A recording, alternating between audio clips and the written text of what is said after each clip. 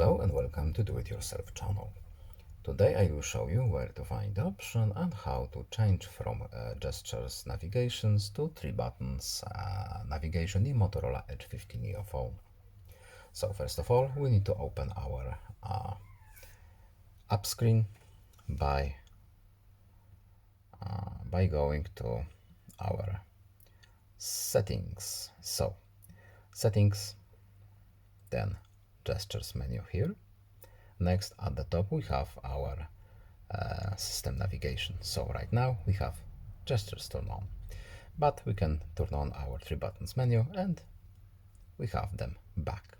Of course we can customize them a bit more, but we just want to enable this function. And that's all. So I hope this video is helpful to you. Please leave a like and subscribe. Have a nice day and see you in the next video. Bye.